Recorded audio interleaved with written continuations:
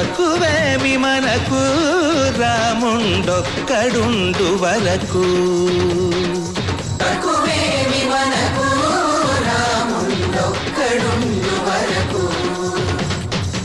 ఒక తోడుగా భగవంతుడు మును చక్రధారి చంతనే ఉండగా తక్కువేమి మనకు రాముండొక్కడుండు వరకు.